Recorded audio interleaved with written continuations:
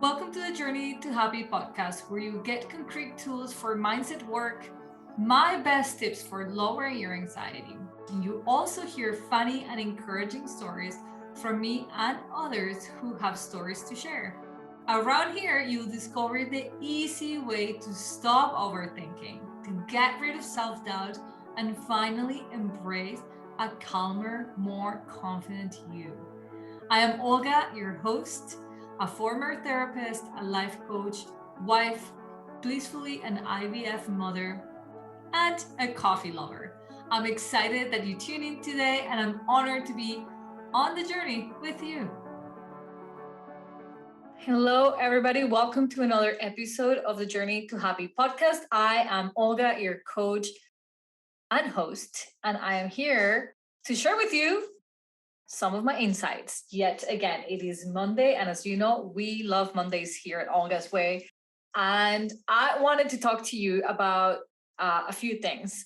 First, I want to invite you officially to join my application process for my most comprehensive coaching group that I hold to date. And I built this not only from my heart, obviously. Everything I do was born in my heart first. But this particular program has come as a result of me collecting data.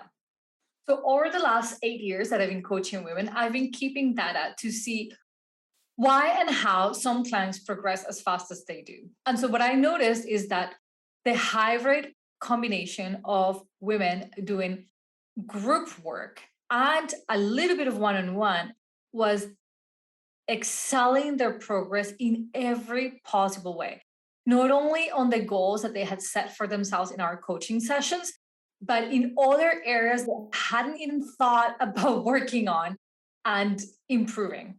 So I noticed that being in a community of other women who were also working on themselves, who were also prepping their mind, their body, their lives for excellence, have just power them up in a way that I couldn't even possibly dreamt of, that they could have not even dreamt of. So I am here to share with you that the doors are opening. I take only 12 people into this group. The group is 12 months long.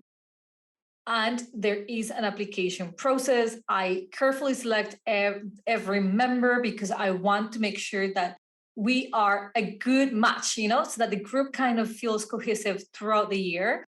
I have created a process to allow me to identify the best candidates. This program is called Becoming the CEO of Your Own Life, and it is intended for women who want to discover their power, not just the potential. I know we all know our potential, but they're ready to roll up their sleeves and to discover what life could be if they were at their highest, greatest potential. So we are going to grab good and bring it up to excellence as a group.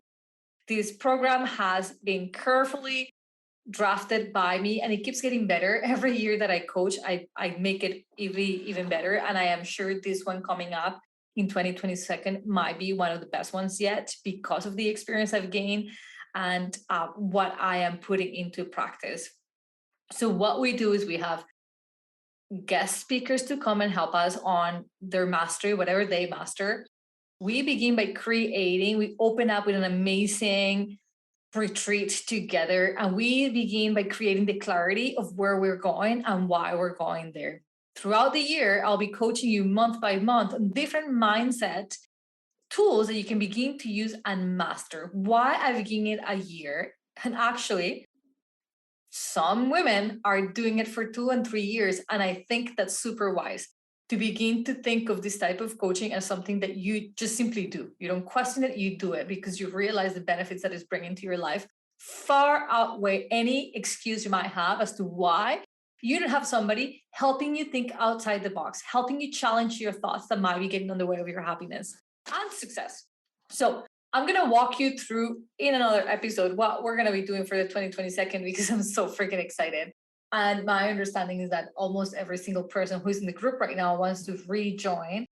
So yeah, the competition will be definitely there for the selection of the ladies in the group. But I wanted to invite you. And now I'm going to be talking to you about this episode, which is the power and aiming for power. So I just got off a phone call with one of my favorite private coaching clients. And I say favorite because this is the woman who comes to sessions prepared, listens, takes notes, and she executes. This woman leaves the sessions ready to work, does the work, comes back with very clear questions, blockages that she found, that she faced while she was doing the work. And 9 out of 10 times, she comes with success. She's like, it worked.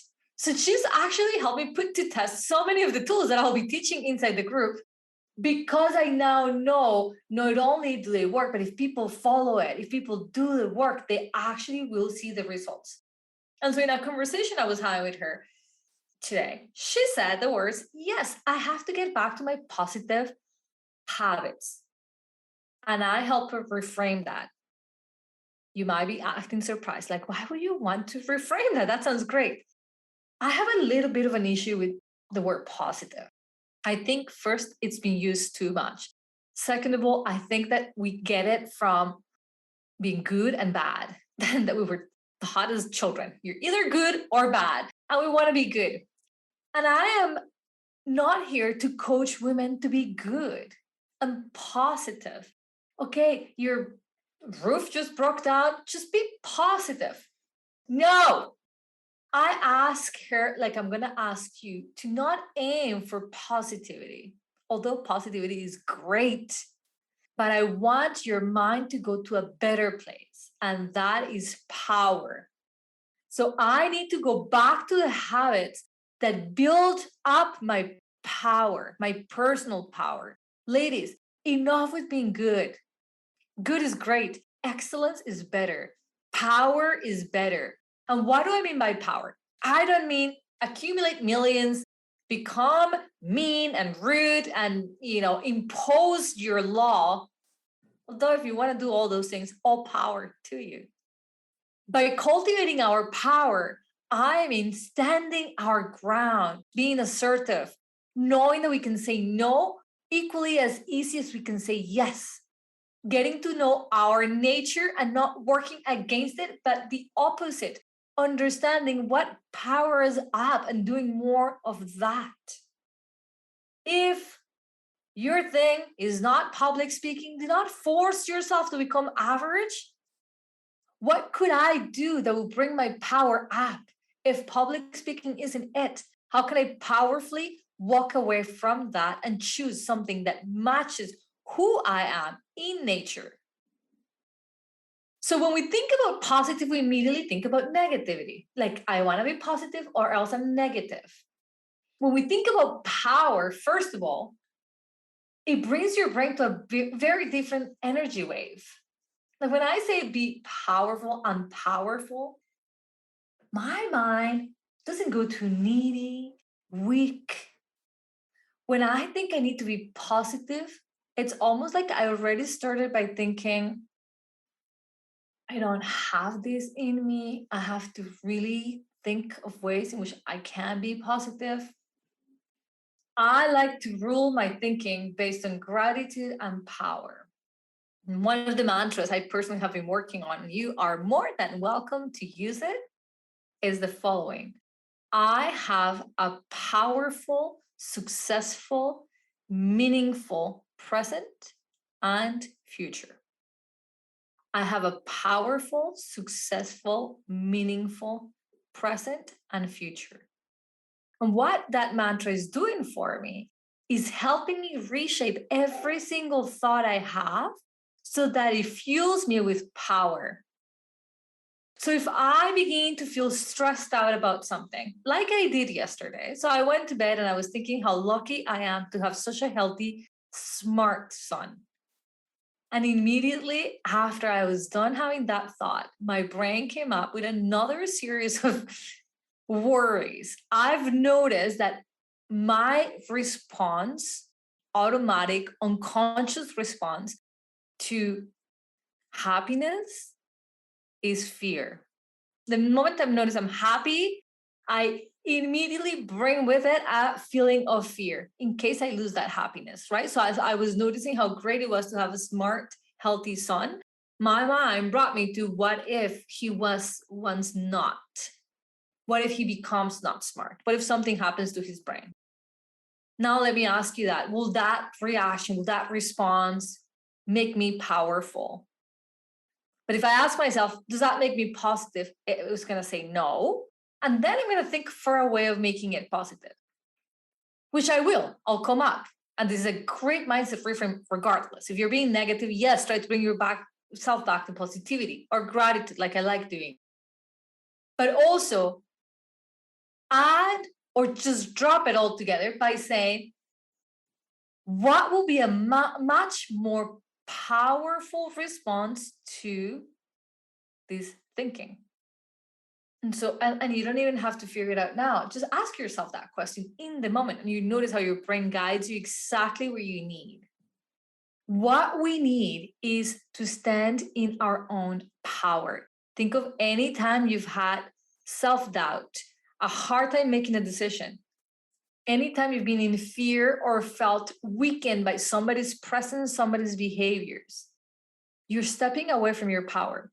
In fact, every time you're letting your anxiety take over, your overthinking take over, you're stepping away from your power. Which power? Your power of decision, of making decisions, of deciding this response to stress does not serve me.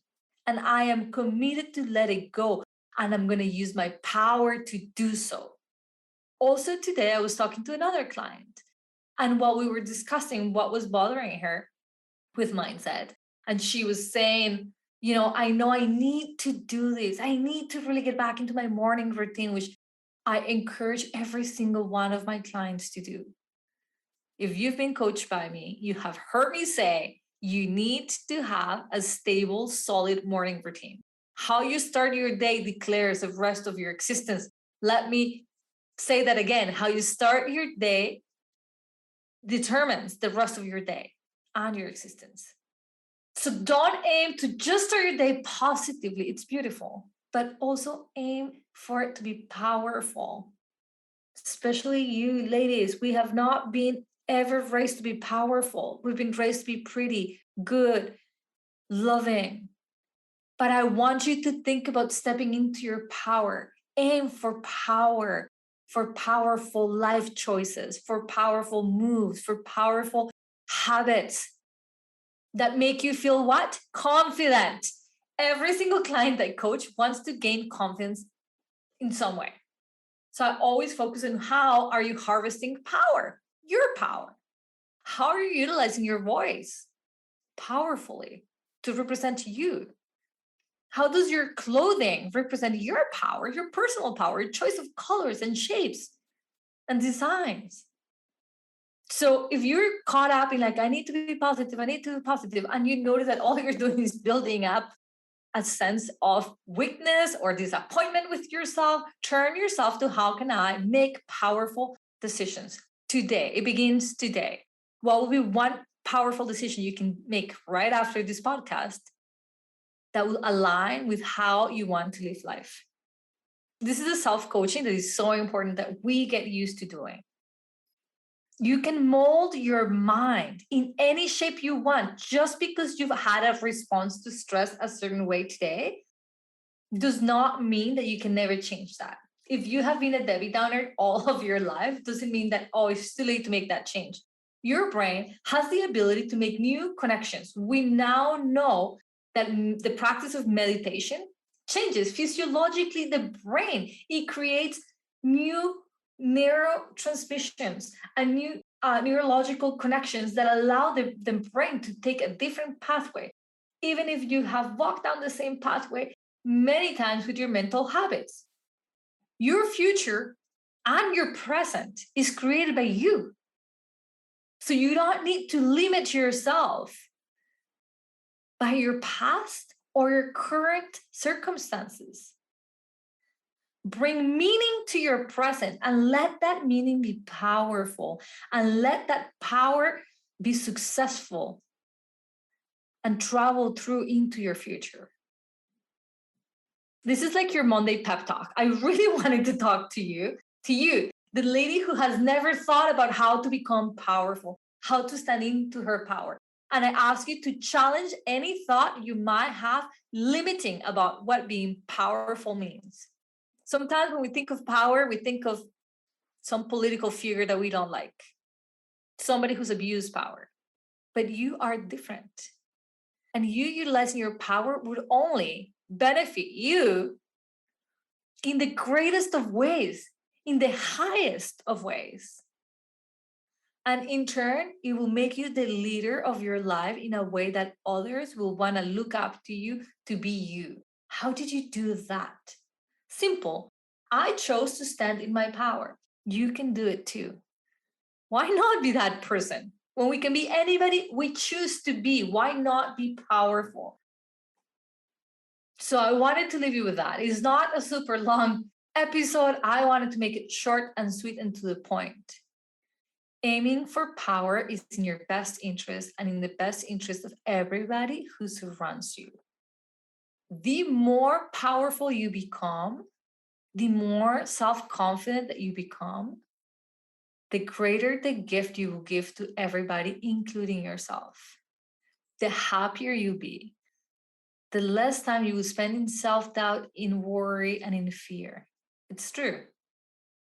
Aiming for power is your way out of overthinking, overwhelm, all the emotions that you don't like. Next time you're feeling anxious or uncomfortable or shame or embarrassed, ask yourself, I feel this way because I've responded that way to an event. But it is within my power to respond differently.